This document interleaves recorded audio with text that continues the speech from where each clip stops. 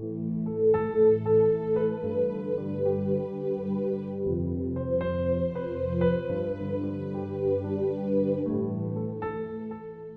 année. Méditation du 1er janvier sur le montant des portes.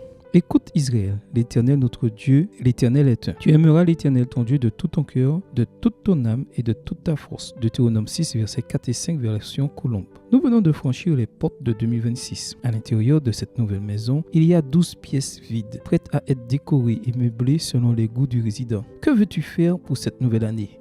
Retourner à la salle de sport, obtenir un diplôme universitaire, sortir avec quelqu'un, trouver un emploi, fixer une date de mariage, j'imagine que la liste est longue. Sache qu'il est possible de réaliser tous tes projets. Le secret est derrière la porte. Le peuple d'Israël s'apprêtait à entrer en terre promise quand Moïse a ordonné à chaque famille de placer sur le montant de leur porte ce qui est indiqué dans Deutéronome 6, versets 4 à 9. Cette prière est connue sous le nom de Shema, le premier mot hébreu pour la prière et qui dérive du verbe shama. Il signifie entendre, obéir. En d'autres termes, Dieu voulait qu'en entrant et en sortant de sa maison, chaque Israélite se souvienne qu'il devait aimer Dieu par-dessus tout. Cette coutume consistant à écrire des mots de bénédiction et des promesses sur les montants des portes est encore pratiquée dans certaines cultures. Les Juifs, par exemple, accrochent un petit rouleau de parchemin, le mezouza, dans le coin droit de leur porte. Les musulmans, les hindous et les chinois, quant à eux, apposent des messages spéciaux sur leur porte au début de la nouvelle année. Pourquoi ne pas prendre la même initiative au début de cette année 2026 ? Je te propose de le faire sur les montants de ton cœur. Les portes marquent le flux de la vie, aller et venue, arrêt et départ, opportunité et fin. Tout au long de cette année, tu en franchiras certainement beaucoup, à la maison, au travail, à l'université, etc. Combien de fois cela se produira-t-il ? Dieu seul le sait, mais n'oublie pas qu'il veillera sur toi, comme nous l'assure le psalmiste. L'Éternel gardera ton départ et ton arrivée dès maintenant et à toujours. Psaume 121, verset 8, version Colombe. Le plus important cependant est d'écrire tout ton amour pour Jésus sur les montants de la porte de ta vie. Ce n'est qu'en lui que se trouve le refuge pour ceux qui sont fatigués, la protection pour ceux qui sont affligés et la grâce pour ceux qui sont perdus. Si tu as déjà répandu le sang de l'agneau sur la porte de ton âme,